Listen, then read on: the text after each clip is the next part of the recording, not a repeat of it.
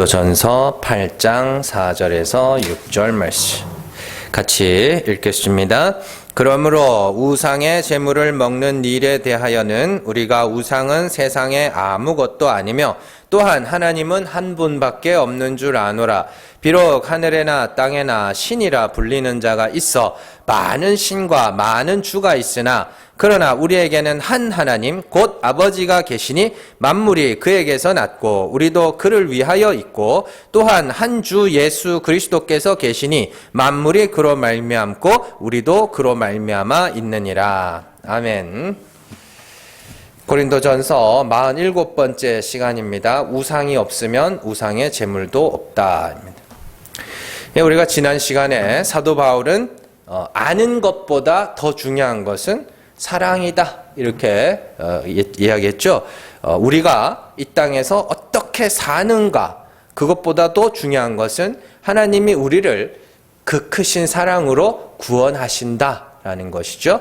그러니까 우리는 하나님 앞에서 내가 이렇게 살아야지 저렇게 살아야지에 너무 집중하고 있는데 그건 여러분들이 생각하는 것보다 중요한 것이 아닙니다. 하나님 앞에서 신앙생활에 있어서 가장 중요한 것은 하나님이 나를 구원하신다라는 것을 우리가 몸소 겪고 가는 겁니다. 그래서 내가 그걸 알면 어떻게 해요? 다른 사람도 그렇게 구원받는 거죠. 그래서 서로 간에 정죄할 것이 없어지는 것이죠. 자, 그래서 바울이 우상의 제물을 먹는 지식을 전하기에 앞서서 이 사랑의 이야기를 꺼내는 이유는 내가 지금부터 우상의 제물에 대한 이야기를 해줄 건데 그 지식은 중요한 것이 아니다. 그건 그렇게 중요한 것이 아니다. 진짜 중요한 건 사랑이지.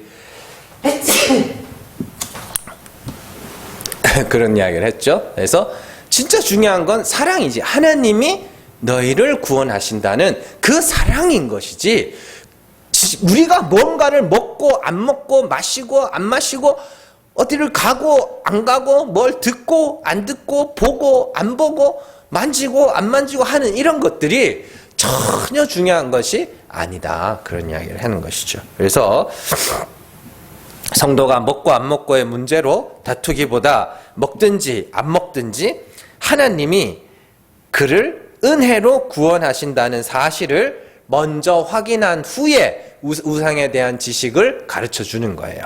그래서 그 하나님의 사랑과 은혜를 아는 자들은 다른 이들을 바꾸고 비판하고 업신여기기보다는 내가 은혜로 구원에 이르는 것처럼 저 사람도 은혜로 구원하신다는 사실을 인정하게 되고 또 그래서 그들을 그냥 그 모습 그대로 받아주게 된다. 이렇게 말씀을 드렸죠. 그게 교회 안에서는 진짜 그렇게 돼야 됩니다. 여러분들 성경에서 여러분들 진짜로 여러분들이 아직 덜 죽어가지고 막 다른 사람들한테 함부로 선생질하고 그러는데 그렇게 좋은 거 아닙니다. 정상적인 건 아니에요. 그래서 그랬어?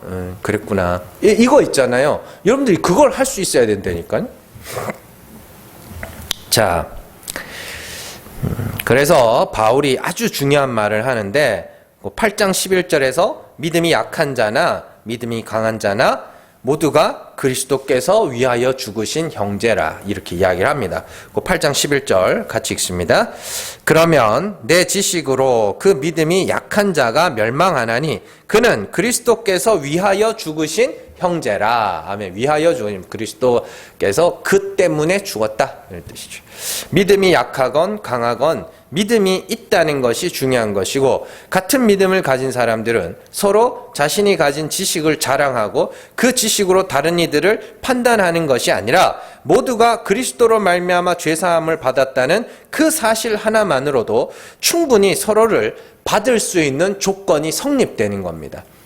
그 사람이 어떻든지 간에 이게 어렵게 생각할 거 없어요. 하나님은 아버지라며. 그럼 우리도 집안에 이제 형제들이 있을 거 아닙니까? 그 형제들이 미우나 고우나 한 아버지 밑에서 났으니까 내 형제잖아요. 가끔씩은 막 진짜 쳐다보기도 싫을 때도 있지만 어쨌거나 저쨌거나 한 아버지 밑에서 난 내 형제 아닙니까? 그러니까 다른 조건이 있어요, 없어요? 다른 조건이 없어요. 그냥 한 아버지의 아들이기 때문에 형제 관계가 성립되는 것이지, 그 사람이 뭐 어디 교도소 들어갔다 나오면 내 형제고 내 형제가 아니고, 교도소 안 가면 내 형제, 이런 거 없단 말이에요.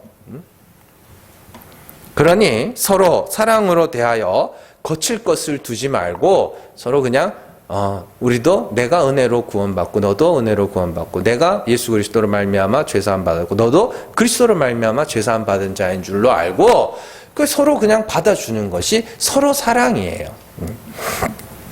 자, 오늘은 언어에 대해서 좀 살펴보겠습니다. 우리가 아무 생각 없이 사용하는 단어들 있죠. 단어는 여러분들이 생각하는 것보다 많은 정보들이 담겨 있습니다. 제가 전에도 이런 이야기를 했는데 뭐 기억을 하실라는지 모르겠어요. 예를 들어서 저항 아시죠? 반항 아시죠? 이 두 단어는 동일하게 큰 흐름을 거스른다는 그런 뜻을 갖고 있어요. 그런데 왠지 모르게 저항이라고 하면 좀 좋은 의미, 좀 긍정의 이미지가 떠오르고요. 반항이라고 하면 왠지 모르게 부정적 이미지가 떠오르죠. 저항했다, 반항했다. 그래서 저항이라고 하면 왠지 부당한 권력에 맞선다는 이미지가 강하고, 반항이라고 하면 정당한 권력에 대든다는 의미가 강하죠. 그런 이미지가 강해요. 그래서 저항이라는 단어를 사용하는 사람들은 권력은 악한 것이고, 그죠? 그들이 맞서는 그 저항은 선한 것으로 포장하게 돼 있고, 또 반항이라는 단어를 사용하는 사람은 권력은 선하고 반항은 악한 것으로 사용된다. 그렇게 말씀드렸죠. 그래서 저 아이가 아버지에게 저항하고 있어. 이러면 그 아버지가 뭐가 돼요? 좀 왠지 모르게 부당한 권력을 부리는 아버지가 되는 거고, 자녀는 그 부당한 아버지의 권력에 맞서서 저항하는, 그렇게 되는 거죠. 반항이라 그러면 아버지는 정당하게 아이를 훈계하는데 애가 갑자기 싸가지 없이 대들면 그게 반항이 되는 거잖아요. 그러니까 똑같은 상황이에요. 똑같은 상황인데 그 단어를 어떤 단어를 쓰느냐에 따라서 내가 그 상황을 어떻게 보고 있느냐, 내가 그 말을 하는 내가 그 상황을 어떻게 보고 있느냐가 그 단어의 사용 안에 다 들어있다는 소리예요. 아까 어렵게 생각할 거 없어요. 여러분들 저 사람 머리 봐 이러면 그냥 그 사람의 머리를 보는 거 아닙니까? 그죠? 근데 저 대가리 봐 이러면 어떻게 돼요? 그 보기가 싫다는, 이미 그 사람은 그 사람의 머리가 보기 싫다는 게 그 단어 안에 이미 다 포함되어 있는 거잖아요. 그죠? 자, 뭐 이런 예가 많죠. 우리가 흔히 사용하는 그 오지랖과 관심, 그 똑같은 의미입니다. 이게 이 두 단어가 서로 의미가 다르다고 이야기를 하지만, 그 의미가 다르다고 하는 사람들의 이야기도 잘 들어보면 같은 들으면 들을수록 같은 의미예요. 그러니까 다른 사람들을 예의주시하면서 그 사람에게 어떤 것들을 이렇게 충고하거나 조언을 해주는 것들을 뭐 관심 이렇게 이야기를 하는 거죠. 그러니까 그 사람을 주목하고 있다는 거잖아요. 관심이라고 하면. 근데 오지랖도 내나 똑같은 말이잖아요. 그죠? 그 사람을 주목하고 있으니까 오지랖을 부리는 거 아닙니까? 그런데 이 오지랖이라는 단어는 부정적 이미지가 강하고, 관심이라는 단어는 긍정의 이미지가 강하죠. 그래서 넌 나한테 관심이 참 많구나 이러면 그 사람이 이미 내가 그 사람이 나를 예의주시하는 걸 내가 긍정적으로 받아들이고 있다는 것이고, 넌 참 오지랖이 넓구나 이러면 어떻게 돼요? 내가 그 사람의 관심이 내게 지금 싫다는 거예요. 그게 그 단어 자체가. 그래서 우리가 서로에게 사용하는 단어들만 봐도 그 사람이 어떤 관점으로 그 사건이나 그 사람을 보고 있는지를 알 수 있어요. 이미 그 단어를 사용하는 것부터 저 사람 오지랖 부리네? 그러면 이미 뭐예요? 싫다는 게 들어있는 거잖아요. 거기에. 그래서 이런 단어의 선택에 특화되어 있는 사람, 최적화되어 있는 사람이 정치인들입니다. 그래서 정치인들은 상대방 진영에 있는 사람들이 하는 일은 무조건 나쁜 단어를 써요. 무조건 나쁜 단어를. 그리고 우리 편이 하는 일들은 무조건 좋은 단어를 쓰죠. 그래서 우리 편이 성폭행을 저질렀는데 이상하게 막 피해 호소인 이런 단어들을 만들어요.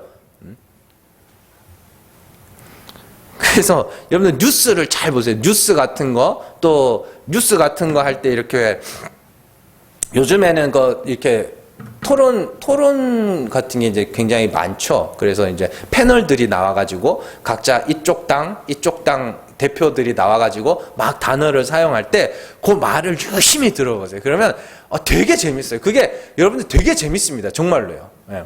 그 단어, 어떤 단어를 쓰고 있는. 그 우리 편은 무조건 잘해야 되기 때문에, 무조건 우리 편이 하는 일은 잘한 거기 때문에, 우리 편이 하는 일 어떻게든 좋은 단어를 써요. 그리고 상대방이 아무리 잘했어도 그거는 굉장히 비하하고 낮추는 그런 단어들을 사용합니다. 재밌어요. 자, 이처럼 단어들은 이미지를 포함하고 있고, 그 이미지라는 것은 사람이 사용하는 단어에 의해서 그 사람이 어떤 생각을 갖고 있는가 자연스럽게 나타나죠. 또 우리가 예를 들어서 북한이라는 나라. 그래서 어떤 사람은 북한을 뭐라고 부르냐면 동포라고 부릅니다. 북한 동포 이렇게 부릅니다. 그리고 어떤 사람은 북괴라고 불러요. 괴뢰가 뭔지 아세요? 괴뢰? 예? 북한 괴뢰군, 왠지 나쁜 뜻 같잖아요. 괴뢰라는 거는 꼭두각시라는 뜻입니다. 그래서 70년대 냉전 시대였잖아요. 그래서 북한이 소련의 꼭두각시라고 그래가지고 북한 괴뢰 이렇게 불렀어요. 괴뢰 정권. 그래서 우리나라 안에서도 그 우리나라 대통령을 막 괴뢰 정부라고 부르는 사람들도 있습니다. 실제로. 자, 그래서 동포라는 단어를 쓰면 왠지 모르게 그 사람이 북한을 뭘로 보고 있어요? 좋게 보고 있다는 거예요. 그 단어 자체가. 예. 그러나 북괴라고 부르면 그 사람이 이미 그 북한을 주적으로 보고 있다는 소리죠. 그래서 단어만 봐도 이 사람이 지금 저 북한을 아주 좋아하는구만. 또 이 사람이 북한을 저기 싫어하는구만. 이렇게 알 수 있죠. 그리고 문제는 여기서 끝나지 않아요. 이런 대상에 대한 인식은 우리의 행동에도 영향을 주게 됩니다. 행동에도. 자, 북한을 동포라 생각하는 사람들은 그들을 돕고자 하는 행동으로 나타나요. 그죠? 그리고 북한을 북괴라고 생각하는 사람들은 그들을 어떻게든지 무너뜨리려고 하는 행동으로 나타나게 됩니다. 관심과 오지랖 역시도 타인의 삶에 신경을 쓰는 것이 관심이라고 생각하는 사람들은 누가 다른 사람이 자기에게 신경 써주면 그걸 관심으로 여기고 좋아하고 자기 역시도 어떻게 해요? 관심을 쏟아주려고 이야기를 합니다. 그러나 다른 사람이 내게 신경 쓰는 것을 어떻게 해요? 오지랖이라고 생각하는 사람들은 누군가가 내게 신경을 쓰고 내게 뭐 이렇게 하면 싫어해요. 그리고 자기도 웬만하면 다른 사람들의 삶에 신경을 안 쓰려고 그래요. 그래서 그 단어들이요, 여러분들의 행동에 알게 모르게 영향을 많이 줍니다. 그래서 요즘에요, 젊은 사람들이 어른들을 부르는 단어들이 굉장히 사회에 좋지 못한 인식과 잘못된 관계를 형성하는 데 일조하고 있어요. 예를 들어서 요즘에 텔레비전에서 정말 텔레비전에서는 좀 안 그랬으면 좋겠는데 텔레비전에서 정말 별 생각 없이 꼰대니 라떼는 이런 말들 있잖아요. 그게요, 알게 모르게 행동에 영향을 줘요. 그래서 어른들이 제가 기억력에 대해서 예전에 말씀드린 적 있죠. 우리가 계속해서 옛 기억을 출력함으로써 그건 내가 옛날 사건, 옛날 기억을 잊지 않으려고 하는 노력이라고 말씀드렸잖아요. 근데 자꾸 내가 옛날에 나 때는 말이야 이런 이야기들을 할 수 있어요. 할 수 있는데 그걸 갖다가 라떼는 이러면서 비하하잖아요. 그건 그 말이 곧 어디로 이어지냐면 저 사람 말은 안 들을 거야. 그렇게 이어져요. 그런 단어들이. 그냥 별 생각 없이 쓰는 단어들이. 그래서 여러분들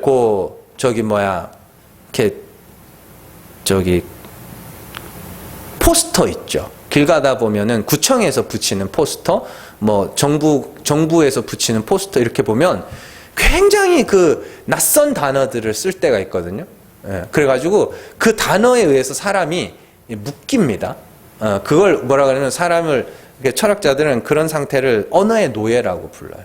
그래서 꼰대, 라떼는 이렇게 붙이니까 옛날 이야기 하는 사람, 나 때는 이야기하면 그게 꼰대가 되는구나. 그래서 어른들도 자기 옛날 이야기를 안 하려고 그러고, 또 젊은 사람들도 그 이야기 진짜 들을 거 많거든요. 사실은 얻으려고 치면 정말 얻을 게 많은데 그 이야기를 안 들으려고 그래요.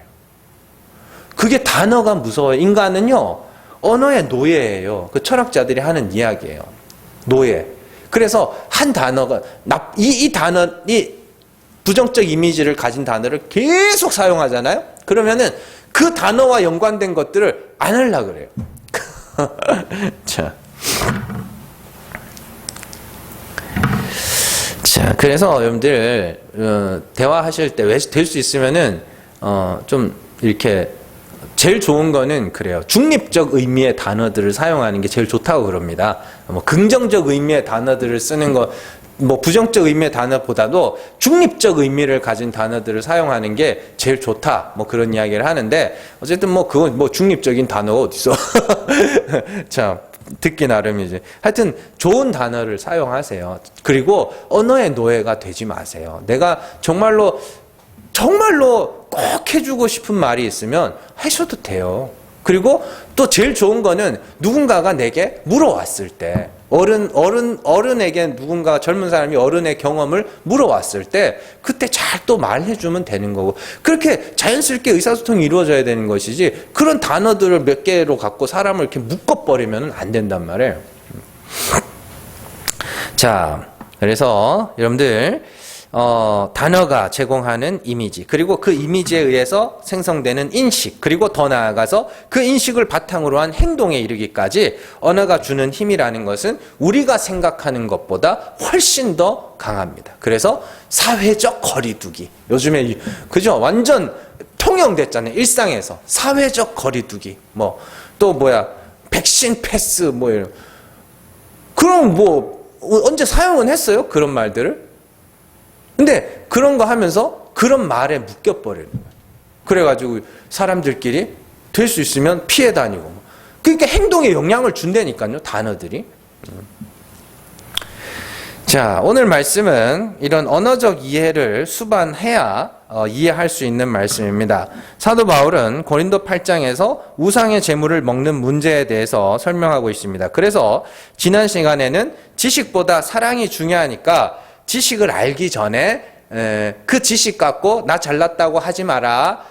너희는 다 하나님의 은혜로 구원받는 거, 하나님의 그 사랑을 알아야 되는 거야. 그게 제일 중요한 거야 라고 설명을 한 다음에 이제 내가 우상의 제물에 대한 지식을 설명해 줄게, 이렇게 가는 거죠. 특별히 오늘 말씀에서 사도 바울은요, 우상의 제물이라는 그 말을 깨고 있어요.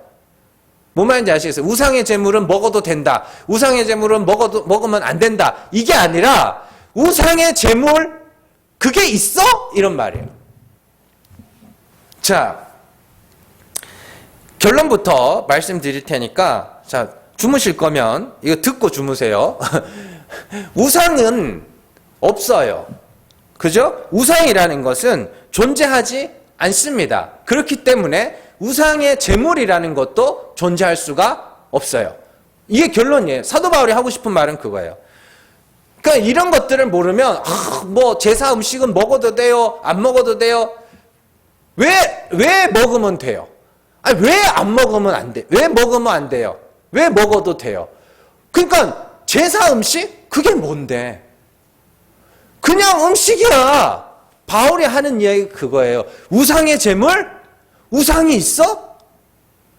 아니, 제사상에 세운 것도 상 펴놓고, 사과하고 배하고 대가리 잘라놓고, 거기에 지방 써놓고, 향 피우고, 뭐 종이 태워 올린다고 해서, 한번 물어보자. 바울의 입장에. 한번 물어보자. 그래, 조상님 와서 한 숟가락이라도 뜨고 가시드냐? 푸닥거리 하잖아요. 푸닥거리가 뭐냐면 그 제밥 있잖아요. 그거 이렇게 대문 밖에 내놓는 거, 그런 것들을, 그런 식을 푸닥거리라 그래요. 굿은 돈이 많이 들어가는 거고, 푸닥거리는 그 문 앞에 이제 귀신들 들어오지 말고 이거 먹고 가라고, 지 싸가지고 가라고 싸놓는 그런 개념이거든요. 그러면은 그거 해놓으면 누가 가져가요? 아니, 동네 도둑고양이들, 응? 동네 똥개들이 들고 가겠지 뭐. 그런 이야기예요. 그 사람들이 말하는 귀신이 있어? 돌아가신 할아버지가 와서 어떻게 한술 뜨고 가시냐? 그런 이야기거든요. 바울이 그러니, 우상의 제물? 우상의 제물은 먹어도 돼요? 우상의 제물은 먹으면 안 돼요? 그렇게 묻는 사람들에게, 우상의 제물 있어? 우상이 있어? 우상은 없어. 그 이야기 하는 거예요. 그러니까 우상의 제물이라는 그 말을 깨버리죠. 그러니까 더 이상 그 말에 묶일 필요가 없어지는 거예요. 이게 오늘 말씀의 결론입니다. 네. 자, 그러니까 예를 들어서 산불이 났는데 어떤 사람이 그 산불을 보면서 산신께서 노하셨다. 산신께서 노하셨다. 그래가지고 산신께서 노하셔서 불이 났다고 그렇게 말을 해요.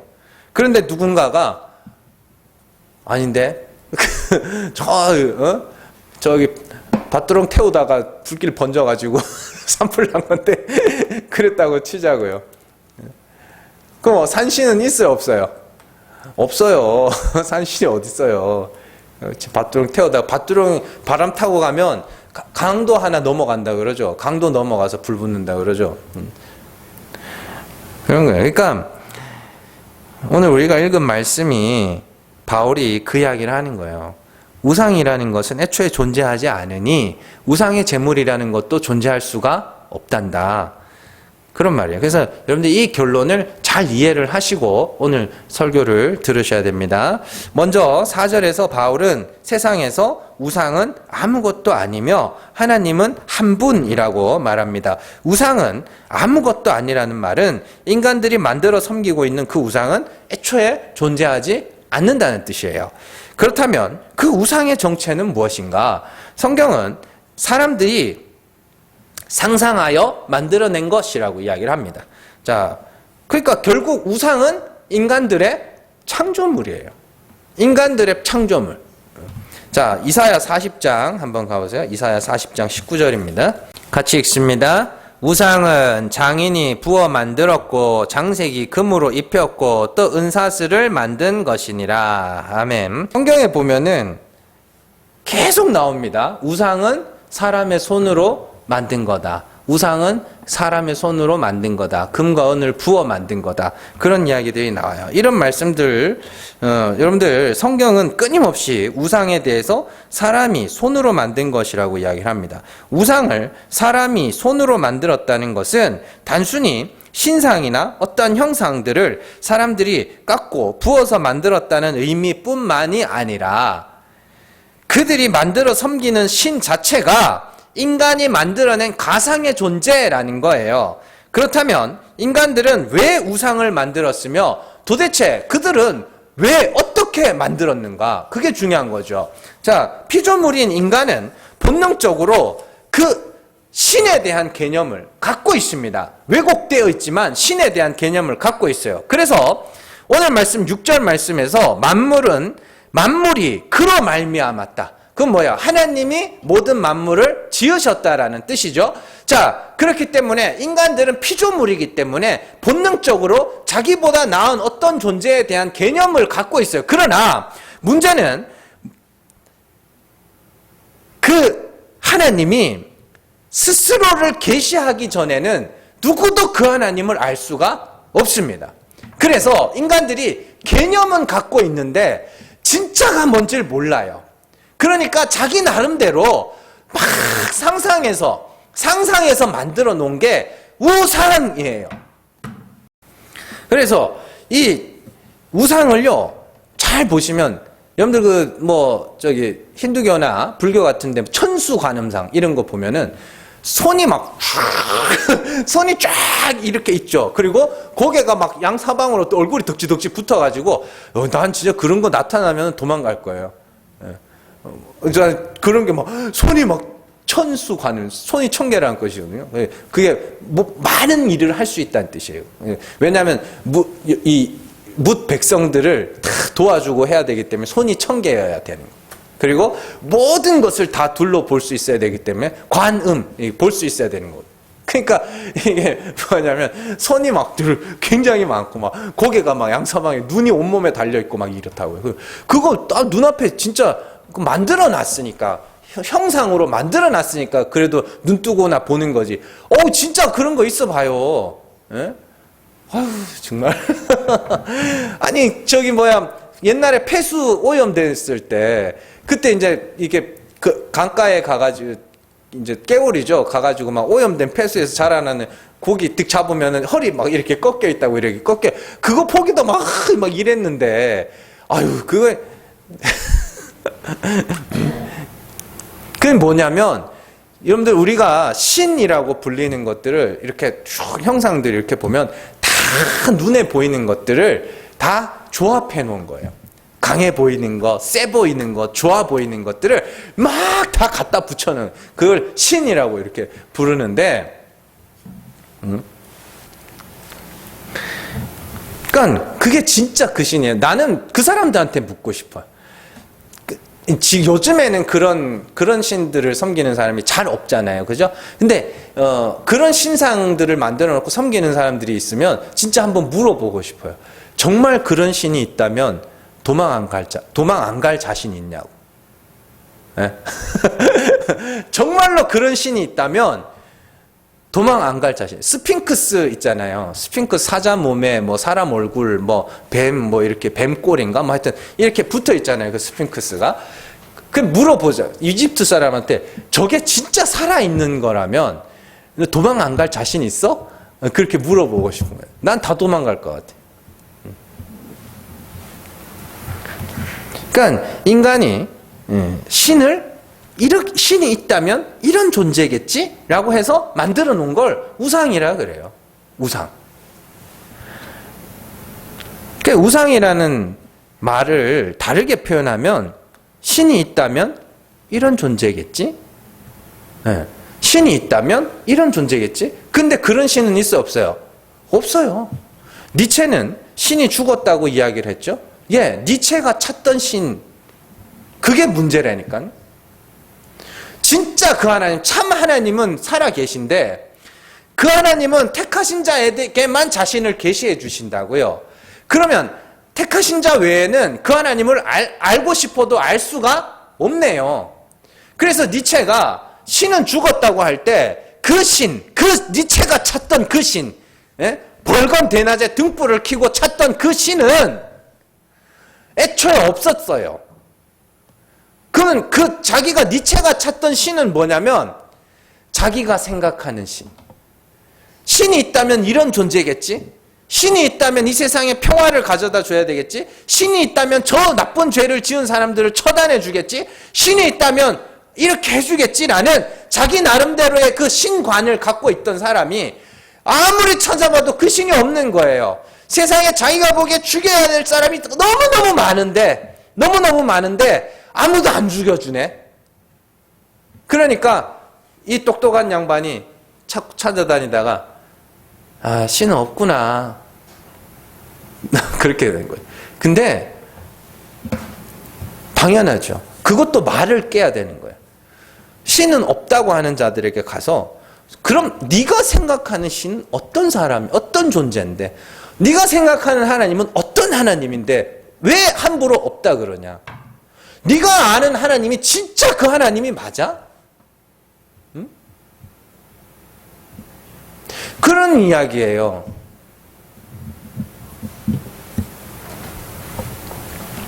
그래서 5절과 6절의 말씀을 연결해서 보면요, 많은 신과 많은 주가 있었다. 사람들이 그만큼 많은 신들을 만들어냈다는 소리죠. 그리고 많은 주를 만들어냈다 소리예요.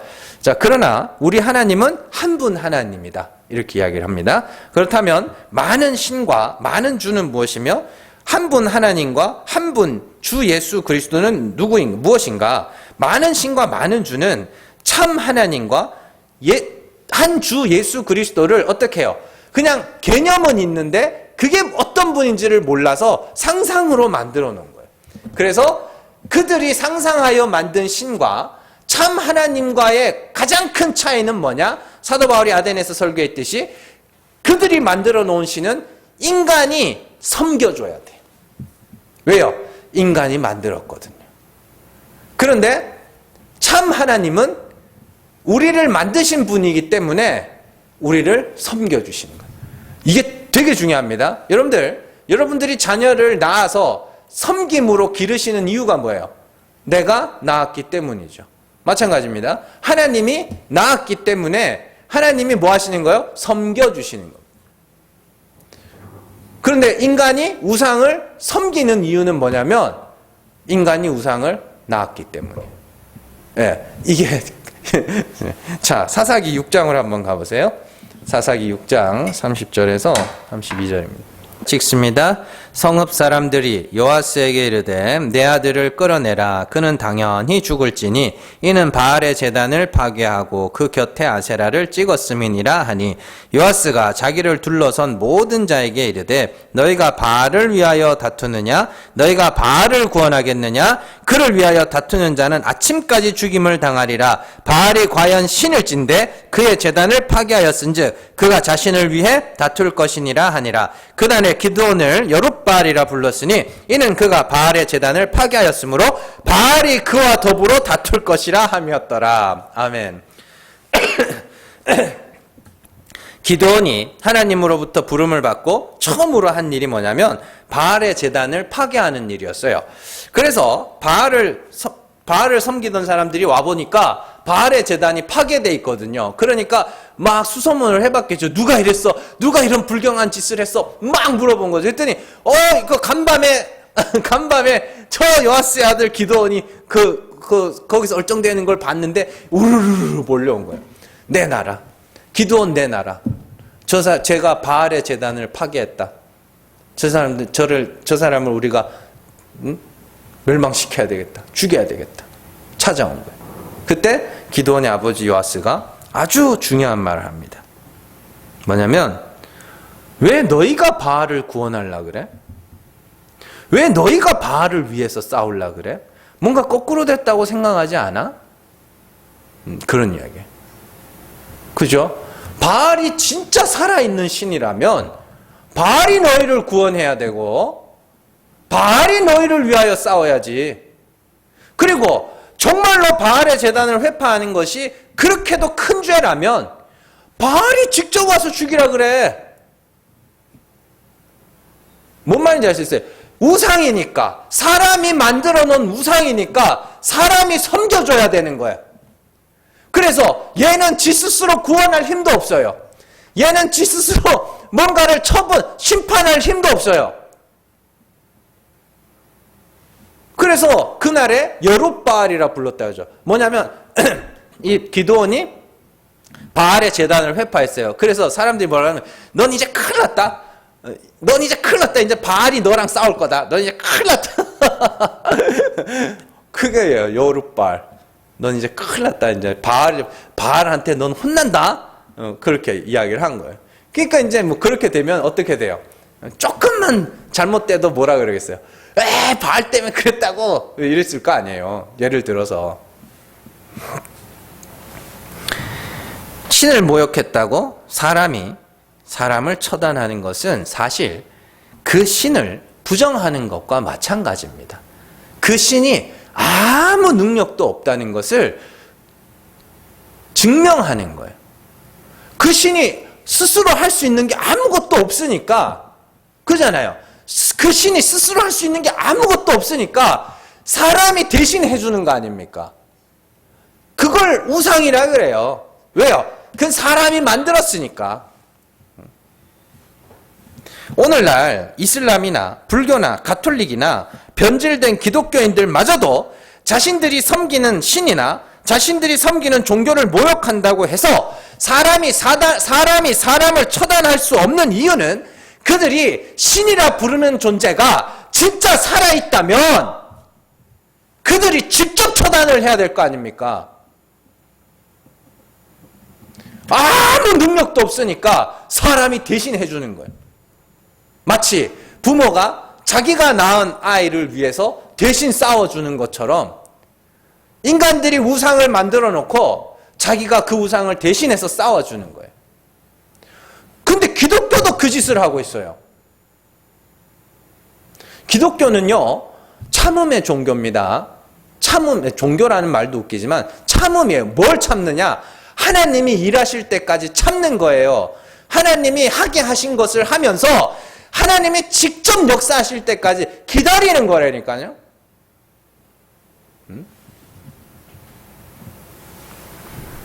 그래서 바울은 성도들에게 원수 갚는 것은 하나님께 있으니 너희는 서로 판단하지 말고 심판하지 말라고 이야기를 합니다. 로마서 12장 19절로 한번 가보세요. 같이 읽습니다. 내 사랑하는 형제들아, 너희가 친히 원수를 갚지 말고 하나님의 진노하심에 맡기라. 기록되었으되 원수 갚는 것이 내게 있으니 내가 갚으리라고 주께서 말씀하시니라. 아멘.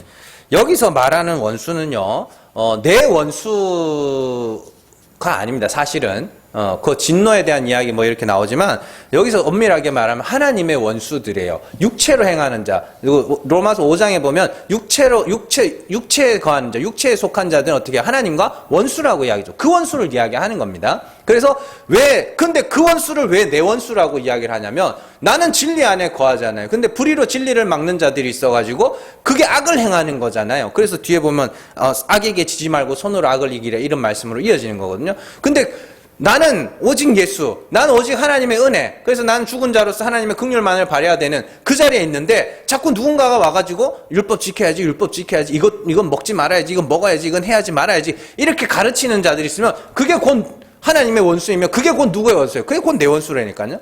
그러니까 그 원수를 갚는 것이 누구에게 있다 그래요? 하나님께 있다 그래요. 하나님께 있다 그래요. 그러니까 너희는 뭐 하지 말라 그래요? 원수 갚지 마. 내 원수는 내가 갚아. 그러니까 너희는 그 원수에게 뭐 하라 그래요? 줄이거든 먹이고 목마르거든 마시게 하고, 그죠? 수출 머리에 쌓아라. 그런 이야기를 하는 겁니다. 자, 그러면 사람들이 질문할 수 있어요. 야, 구약에서 이스라엘 백성들은 하나님의 이름으로 전쟁을 하지 않았냐? 그러잖아요. 다 구약의 이스라엘 백성들은 하나님의 이름으로 전쟁했잖아요. 그러나 구약의 전쟁들은요, 하나님이 이기게 하시는 중에 하나님의 백성들이 사용된 것이지 그들이 하나님의 이름으로 나서서 그들이 하나님의 이름을 빌미로 전쟁하지 않았어요. 그래서 구약에 나오는 전쟁들을 살펴보면 유명한 전투들, 여리고성 전투도 하나님이 여리고성을 무너뜨리시는 중에 이스라엘 백성들은 그 광경을 목격한 자들일 뿐이고 기드온의 전쟁도 하나님이 이기시는 중에 그 300명은 목격한 자들이에요. 엄밀하게 말하면. 그래서 구약에 나오는 대부분의 전쟁에서 이스라엘의 군대는 엄밀하게 말해서 하나님이 이기게 하심을 본 목격자들일 뿐입니다. 전쟁에서 한 번도 지지 않았다고 하는 다윗 역시도 하나님이 다윗과 함께 하심으로 그가 이겼다라고 기록하고 있어요. 사무엘하 8장으로 가보세요. 14절입니다. 같이 읽습니다. 다윗이 에돔에 수비대를 두되 온 에돔이 수비대를 두니 에돔 사람이 다 다윗의 종이 되니라. 다윗이 어디로 가든지 여호와께서 이기게 하셨더라. 아멘. 자, 요 이야기가 소금 골짜기에서 에돔 사람을 치는 이야기거든요. 근데 요게 시편에 나와요. 요 내용이. 근데 그 시편의 내용을 보면 초반에 보면 마치 다윗과 그의 군대가 진 것처럼 나옵니다. 예. 하나님이 우리를 흩으셨다 막 이러면서 막 쫓겨다니고 막 이런 내용이 나와요. 왜 그런 이야기 나오냐면 하나님이 이기게 하셨음을 알도록 하기 위해서 하나님이 거의 지기 일보 직전까지 모르신 후에 하나님이 이기게 하신 거예요. 그래서 오늘 우리가 읽었던 8장 14절에서 다윗이 어디로 가든지 여호와께서 이기게 하셨더라가 붙어 있는 거예요. 그럼 다윗이 나는 하나님의 군대다 이기자 이러고 이긴 거예요? 아니라니까요. 하나님이 이기게 하시는 중에 다윗은 그냥 거기에 있었던 것 뿐입니다. 다른 이스라엘 군단도 마찬가지. 그러니까 우리가 지금 이슬람 테러 단체들이 자기들이 벌이는 테러를 뭐라 그러면 지하드라 그래요. 이게 뭐냐면 성전, 거룩한 전쟁이라는 뜻이거든요. 그 지하드를 벌이는 그들이 뭐 하냐면 알라의 이름으로 전쟁을 한다고 그러거든요. 그럼 알라 이름으로 하는 전쟁은 알라가 이기게 해야 되는 거예요. 그리고 그들은 뭐예요? 그들은 그냥 알라가 이기게 하는 중에 목격자들이어야 된다니까요. 근데 아니잖아요. 지네가 알라를 위해서 싸우고 있는 거 아닙니까? 하나님의 전쟁은 하나님이 싸우셔요. 하나님이 싸우시고 하나님이 싸우게 하시면 우리는 거기 가서 뭐 하냐면 그냥 굿이나 보고 그냥 떡이나 먹고 오는 거예요. 그냥 보는 거예요. 하나님이 이렇게 일하시는구나. 그 큰 일들도 마찬가지고 우리의 이 교회 이것도 마찬가지예요. 구원하는 우리의 사람을 구원하는 전도하는 그런 일들도 마찬가지고 나 개인사에 있어서도 마찬가지고 하나님이 해나가시는 중에 어떻게 해요? 그냥 내가 잠깐 사용되는 것일 뿐이란 말이에요. 그러면 하나님이 일을 해나가시는 중에 우리에게 뭔가 맡기신 게 있으면 그거 열심히 하면 돼요. 그냥. 그러니까 우리가 하나님을 우상으로 알고 있는 거예요. 사실은. 그래서 아까 전에 읽은 호세아서 보면은 그런 말이 나와요. 너희가 다시는 나를 내 바알이라 부르지 않게 될 거다. 그건 뭐냐면 이스라엘 백성들이 하나님을 뭘로 알고 있어요? 바알, 우상으로 알고 있었단 소리예요. 내가 열심히 섬겨줘야 되는. 하나님은 나 없으면 아무것도 못해. 그게 누가 누구에게 하는 말이에요? 엄마가 자녀에게 하는 말, 갓난쟁이 애기에게 하는 말 아닙니까? 그런데 하나님은 뭔 소리야? 너희가 나 없으면 아무것도 아니지. 그러면 우리는 어디로 가야 돼요? 그렇죠, 맞죠, 하나님. 내가 하나님 없으면 난 아무것도 아니죠 라는 그 자리로 가야 되는 거예요. 그걸 하나님과 화목하게 되었다라고 이야기를 하는 겁니다. 그러니까 우상은 없어요. 신이라 불리고 주라 불렸던 많은 우상들은 하나님을 알지 못하는 눈먼 인간들이 상상으로 만들어낸 허구의 신일 뿐입니다. 그러나 참 하나님이 계신데 그 하나님은 어떤 분이에요? 우리를 섬겨주시는 분. 왜? 우리를 만드셨으니까. 또 우리는 그를 위하여 있다 그래요. 그게 뭔 말이에요?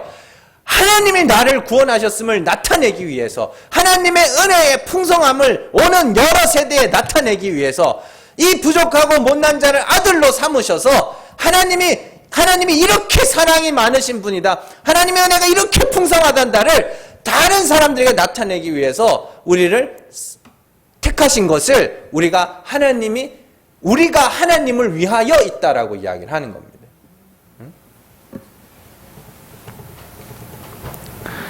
그래서 하나님이 만물을 만드시면서 보시기에 좋았더라 라는 말을 하셨죠. 그건 하나님이 만드신 것은 다 선하다. 토브예요. 토브. 선하다. 굿이에요. 그래서 하나님이 그것을 만드셨음을 알면 그 음식도 우리를 어떻게 하지 못해요.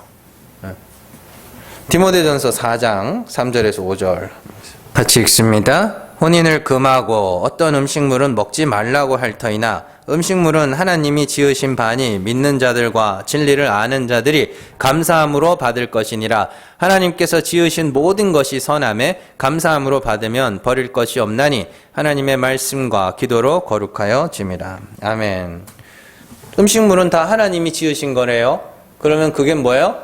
다 선한 거네요. 왜요? 하나님이 창조에 지으실 때 보시기에 좋았더라. 토부. 그래서 그냥 적당히 먹고요. 적당히 마시세요.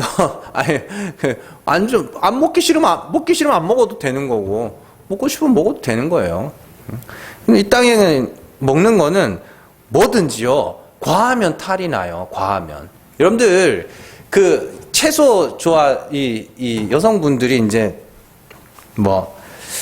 평생 다이어트 하시는 분들이라 그런지 모르겠는데 풀들 좋아하시잖아요. 고기 안 먹고 풀만 자꾸 먹으면 어떻게 되는지 아세요? 위장에 돌이 생겨요. 그럼 그 돌을 없애려면 어떻게 해야 되느냐? 콜라를 마셔야 돼요. 그 풀에는 섬유질이 많잖아요.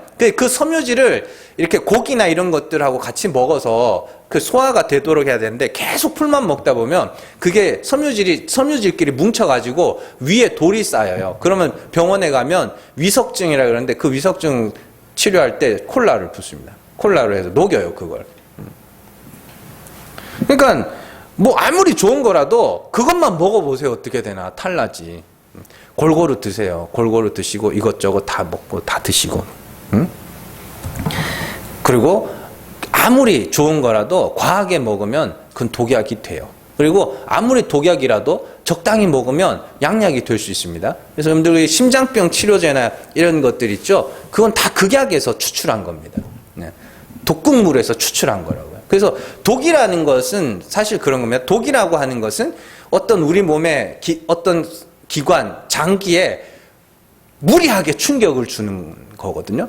독이라고 하는 건. 그러면 그거를 적당하게 추출을 해서 쓰면은 그건 되게 좋은 약이 될 수 있다고요. 그러니까 여러분들 뭐 이왕 먹을 거면은 맘 편하게 드세요. 맘 편하게 뭐든지 맘 편하게 드시고 그렇다고 또 우리가 또 다음에 배우겠지만 사람들이 우상의 제물 하는 사람들에게 그 우상의 신전에서 가가 먹는 걸 보여주면 그 사람이 믿음이 약한 자가 뭐라고 생각하냐? 우상의 제물을 먹어도 되네? 이렇게 된다고요. 그러면 안 되잖아요. 왜요? 우상이라는 건 없는데 그 사람이 그냥 우상의 제물이라고 먹어버리면 그 사람은 우상 숭배자가 돼버리는 거예요. 그 순간. 그런 이야기예요. 자, 여러분들 무엇보다도 언어의 노예가 되지 마세요. 언어의 노예가 되지 마시고 우상이라는 것이 애초에 없는 것이기 때문에 우상의 제물이라는 말도 없는 겁니다. 그리고 입으로 들어가는 것이 사람을 더럽게 할 수가 없습니다. 사람의 마음에서 나오는 그것이 사람을 더럽게 하는 거예요. 그리고 우리의 마음은 어떻게 해요? 그리스도의 피로 씻음을 받아야 됩니다. 진리의 말씀으로 씻음을 받아야 되는 겁니다. 그래서 여러분들이 제일 중요한 것은 내가 하나님이 은혜가 필요한 자구나를 알고 예수의 십자가만 의지하는 자가 되면 그러면 돼요. 그럼 깨끗한 거라니까요. 그래서 무슨 사도 바울이 갈라디아서에서 5장이죠. 예수 그리스도께서는 너에게 자유를 주시려고 자유를 주셨으니 이렇게 나오잖아요. 물론 뭐 그 자유가 그 자유는 아닙니다만은 먹는 게 우리를 어떻게 할 수 없어요. 그래서 그것으로 서로를 정죄하고 판단한다는 것 자체가 뭔가 잘못됐다. 그건 뭘로 판단해야 돼요? 그 사람이 지금 진리를 알고 있는가? 진리를 알고 있지 않는가? 올바른 믿음을 가졌는가? 여전히 자기 행위를 의지하고 있는가? 이것으로 서로를 판단하는 것도 웃긴 거죠. 사실 그걸로 판단할 수 있는 거는 자기 자신밖에 없는데. 자, 그래서 제가 지금까지 우상의 제물에 대한 사도 바울의 이야기를 이렇게 풀어드렸습니다. 그래서 우리가 지난주에도 배웠지만 중요한 것은 뭐라 그랬어요? 중요한 것은 그 지식을 아는 것이 아니라 하나님의 사랑을 아는 것이 중요한 거라 그랬죠. 그래서 사도 베드로가 아주 중요한 이야기를 합니다. 베드로후서 1장 5절에서 7절 한번 가보세요. 같이 읽습니다. 그러므로 너희가 더욱 힘써 너희 믿음의 덕의 지식을 지식의 절제를 절제의 인내를 인내의 경건의 형제 우애에 사랑을 더하라. 아멘. 그렇죠? 아는 것은 이런 여러 가지 것 중에 하나에 불과합니다. 제일 중요한 것은 사랑이에요. 모든 것을 덮을 만한 사랑. 하나님의 그 사랑. 그것이 여러분들 그걸 제일 중요한 거예요. 그건 우상의 제물에 대한 이야기를 오늘 우리가 그걸 우상의 제물이라는 주제로 우리가 쭉 설교를 했지만 왜 제일 중요한 거는 뭐냐면 그건 아무것도 아니래매요. 그건 먹어도 아무것도 아닌 거고 안 먹어도 아무것도 아닌 거네요. 제일 중요한 건 뭐예요? 하나님이 은혜로 구원하신다는 그 사랑. 그게 제일 중요한 거라면 내가 하나님의 은혜로 구원을 얻는 것이고 저 사람도 하나님의 은혜로 구원을 얻는 것이면 그것 외에 우리를 나눌 수 있는 것이 무엇이 있겠느냐 그런 것이죠. 그게 서로 사랑이거든요. 잘 기억하시고 좀 우리가 지식은 알았으니 이제 그 지식 지식에 사랑을 더함으로 서로를 그냥 먹는 것과 마시는 것으로 분류하고 업신여기고 비판하지 말고 그 사랑과 그 은혜로 서로를 도와줄 수 있는 저여러분들 되시기를 주님의 이름으로 축원합니다. 기도하겠습니다.